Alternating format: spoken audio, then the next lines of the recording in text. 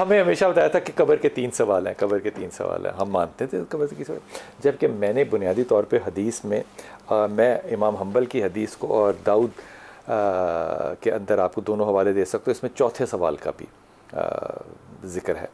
لیکن علماء کرام ہے تو میں تو ادب ہی کرتا ہوں سب کا. پہلا سوال ہوگا کہ تیرا رب کون ہے، دوسرا سوال ہوگا تیرا دین کیا ہے. اب یہاں پہ میں یہ نہیں کسی سے کہہ رہا کہ قبر میں کوئی کیا فرشتے یہ پوچھیں گے نہیں کہ بھائی جان آپ کی مسلک کیا ہے، یہ سوال نہیں ہے. ہو سکتا ہے امپورٹنٹ ہو آپ کے لیے، لیکن یہ یقین رکھ لیجئے کہ قبر کے لیے یہ اہم نہیں ہے کہ آپ کس مسلک سے ہیں، آپ کس بابے کے ہاں آپ نے بیعت کی. یہ کوئی سوال سبول کوئی نہیں ہونا. سوال صرف یہی ہونا ہے کہ تیرا رب کون ہے، ایک، تیرا دین کیا ہے، 2. پھر اس کے بعد اب اس کے اندر کئی ترتیب ہیں مختلف روایات کے اندر. ایک میں مثال کے طور پہ آتا ہے کہ اس مرد کے بارے میں تم کیا جانتے ہو، یہ بھی ہو سکتا ہے.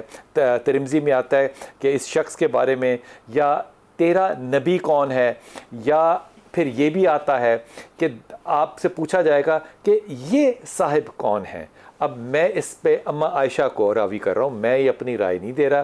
اماں عائشہ کو رسول پاک صلی اللہ علیہ وسلم نے فرمایا کہ اس مومن کو دکھایا جائے گا اور مجھے امید ہے، یقین ہے کہ وہ مجھے پہچان لے گا. اب مر کے پہنچنا ہے اس معاملے تک کہ ہم نے زیارت رسول پاک صلی اللہ علیہ وسلم کرنی ہے. لیکن چوتھا سوال بھی ہے، اور یہ چوتھا سوال جو ہے امام حنبل نے بھی راوی کیا ہے اور امام داؤد نے بھی راوی کیا ہے. ابو داؤد کے اندر یہ سوال موجود ہے کہ مومن سے پوچھا جائے گا کہ تینوں سوالوں کے تو نے جواب دے دیے، تجھے یہ جواب آئے کہاں سے، تجھے کس نے بتایا یہ جواب. یہ چوتھا سوال ہوگا جو فرشتے پوچھیں گے. پھر وہ جواب دے گا کہ میں نے اللہ کی کتاب سے پڑھے، اللہ کی کتاب سے پڑھے. تو یہ اور یہ جو ایمان ہے میں نے اس کتاب سے حاصل کیا، کتاب سے، حدیث ہو، قرآن ہو، اللہ کا قول ہو، نبی کا قول ہو. یہ میں اپنی طرف سے کہہ رہا ہوں، مجھے نہیں پتا کہ اس سے کیا مراد ہو سکتی ہے. جب ہم زندگی گزارتے ہیں علامہ صاحب، تو ہم زندگی گزارتے ہیں بزرگوں کے کہنے پہ، آئمہ کے کہنے پہ، کسی کے بھی کہنے پہ. اب سوال چاروں کے اندر یہ کہیں پوچھا ہی نہیں جا رہا کہ کہاں بیعت تھے، کہاں مانتے تھے، کس امام، نہ، سیدھے سیدھے سوال ہیں. اور ایکسپیکٹیشن کیا ہے، اللہ کا کلام پڑھا. تو یہ تو پھر ایسا ہوا کہ آپ کو مجھے بتانا چاہیے تھا ایسے 40 سال پہلے کہ قرآن خود پڑھو، حدیث خود پڑھو. تو ہمیں تو لوگوں نے روکا کہ نہیں، وہ کسی کے بغیر نہیں پڑھا جا سکتا. ان سوالوں کو آپ کیسے دیکھیں گے؟ اعوذ باللہ من الشیطان الرجیم، بسم اللہ الرحمن الرحیم. سب سے پہلے تو شکریہ آپ کہ آپ نے مدعو کیا. خدا آپ کو سلامت رکھے، آپ کی ٹیم کو سلامت رکھے. حضور بات تو یہ ہے کہ اللہ تعالیٰ اتنا کریم ہے، اتنا شفیق ہے کہ وہ خود ہی امتحان لینے والا ہے، خود ہی پرچہ اٹھ کرنے والا ہے، پرچہ لیک کرنے والا ہے، ٹھیک ہے، اور خود ہی نمبرنگ کرنے والا ہے، ٹھیک ہے.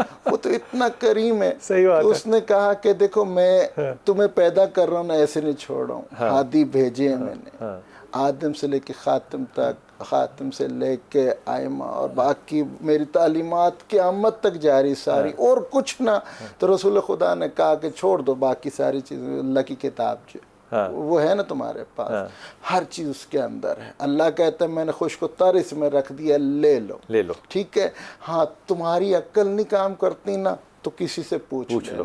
ہاں اب اس سے پوچھو جو صاحب علم ہے. تو اب ہمیں ان کا جب ہم نے دستک دی تو جواب تو وہی دیے جو اللہ تعالیٰ نے پہلے سے دے رکھے تھے. تو وہ تو کریم ہے. ہاں تو ابھی یہ کہ ہاں جی ہم نے واپس ان کے راستے پہ چلانا ہاں جو صادقین ہو، صادقین، ٹھیک ہے. اب صادقین، اب بحث کہیں سے کہیں جا سکتی ہے، لیکن میں نے وقت کو بھی سامنے رکھنا ہے. تو وہ کریم پروردگار ہے، وہ تو چاہتا ہے کہ یہ میرا بندہ جو ہے نا یہ کسی طرح بندہ بن جائے، بندہ بن جائے، بس ہاں جنت میں پہنچے. ہاں جنت میں تو چلا جائے گا، جنت میں تو چلا جائے گا کہ اللہ تعالیٰ نے اس کو اتنے پیار سے خلق کیا ہے، اتنی چاہت سے خلق کیا ہے، اتنی فرصت سے خلق کیا ہے. وہ تو برداشت ہی نہیں کر سکتا.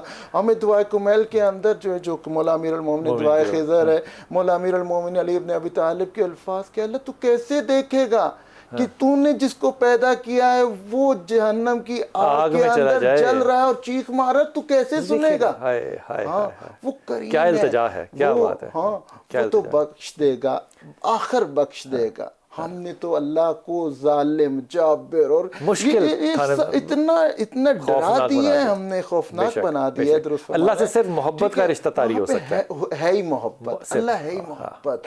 جب اس نے رحمت العالمین کو خلق کیا ہے جو خود محبت ہیں، آپ دیکھ لیں لوگ پتھر مار رہے ہیں لیکن وہ دعا دے رہے ہیں مجھے آئندہ ان کی آنے والی نسلوں سے امید ہے. تم کون ہو اس طرح آپس میں بٹنے والے؟ تم سے یہ سوال نہیں ہوگا کہ تم کس فرقے سے. فرقے تو بنے نا بعد میں. محبت کا جس نے زیادہ اظہار کیا، میں محبت والا ہوں تو میں یہ، تو میں زیادہ عمل کرنے والا تو میں یہ.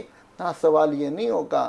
وہاں پہ تم رسول خدا کے جو قریب تھے، جب پتھر کھا رہے تھے، دعائیں دے رہے تھے، جبرائیل آتا ہے، یا رسول اللہ یہ انہوں نے آپ پہ پتھر بھیجے، آپ کی اہانت کی، ابھی پہاڑ اٹھا کے ان کے اوپر. نہ، ان کی نسلوں میں میں اپنا جو ہے وہ کلمہ پڑھتا ہوئے اپنے امتی دیکھ رہا ہوں.